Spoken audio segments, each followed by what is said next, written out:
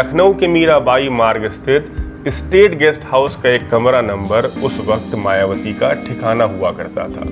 सरकार का अल्पमत में आना सपा वालों को रास न आया और पार्टी के विधायक अपने कार्यकर्ताओं के साथ मायावती जहां ठहरी हुई थी वहां कूच कर गए। कमरे में बैठकर अपने विधायकों के साथ बैठक कर रही मायावती को घेर लिया गया और उन दोनों पर हमला कर दिया गया। दोपहर के 3 बजते बजते समाजवादी पार्टी के नेताओं ने वहां अपना कब्जा जमा लिया। समाजवादी पार्टी के नेता चिल्ला चिल्ला कर मायावती को गाली बकते रहे। बसपा विधायकों ने उन्हें रोकने की तमाम कोशिशें करी, लेकिन उन पर भी लात घूंसे बरसने लगे। 5 बसपा विधायकों को घसीटते हुए मुख्यमंत्री आवास ले जाया गया। मारपीट कर कईयों से कोरे कागज पर ही हस्ताक्षर करा लिया गया। रात भर उन्हें बंदी बनाकर रखा गया। वरिष्ठ बसपा नेता आर.के. चौधरी के साथ भी खूब मारपीट हुई। वो किसी तरह कमरे में बंद हुए।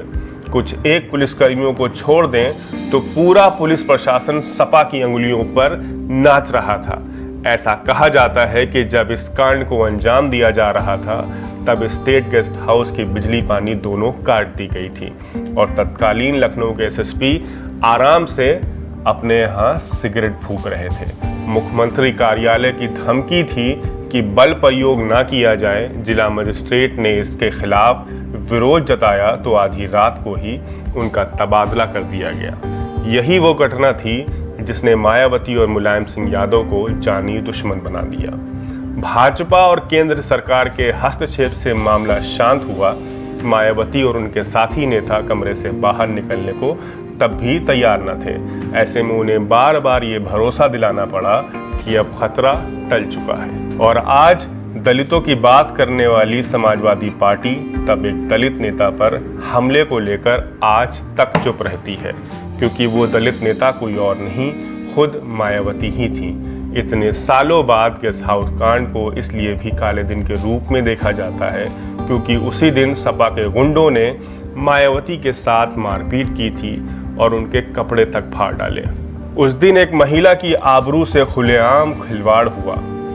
मायावती को एक कमरे में बंद कर दिया गया। ऐसे में उस उन्मादी भीड़ के बीच भाजपा के विधायक और आरएसएस से जुड़े ब्रह्मदेव द्विवेदी ने अपनी बहादुरी का प्रदर्शन किया और वहां पहुंचकर मायावती को गुंडों से बचाया था। दबंग नेता की छवि वाले ब्रह्मदत्त द्विवेदी ने सपा के नेताओं और कार्यकर्ताओं को पीछे हटने के लिए मजबूर कर दिया। इस घटना के बाद मायावती ने उन्हें अपना भाई माना और उनके खिलाफ आज तक कभी भी उन्होंने चुनाव नहीं लड़ा, ना ही अपना कोई उम्मीदवार उतारा। ब्रह्मदत्त द्विवेदी चूंकि प्रशिक्षित संगी थे, उन्हें लाठी चलाना और लड़ाई की कलाबाजियां भी बखूबी आती थीं, जिनका उन्होंने सही समय पर इस्तेमाल किया। अपनी जान पर खेल कर मायावती को बचाया। हमेशा भाजपा के खिलाफ रही मायावती ने अपने मुंह बोले भाई ब्रह्मदत्त द्विवेदी के लिए चुनाव प्रचार तक किया। कहते हैं इस गेस्ट हाउस कांड के बाद मायावती ने कभी भी साड़ी नहीं पहनी। इसीलिए एक वो दिन था और एक आज का दिन है। दशकों बीत गए, मायावती ने अपने बदन पे कभी साड़ी नहीं डाली। इसी तरीके की तमाम कहानियों को लेकर मैं आपका होस्ट ज़ीशान फारूकी आपके बीच आता रहूँगा। अगर हमारा ये प्रयास आपको बेहतर लगा हो तो सब्सक्राइब कर दीजिए और इस स्टोरी को शेयर कर दीजिएगा।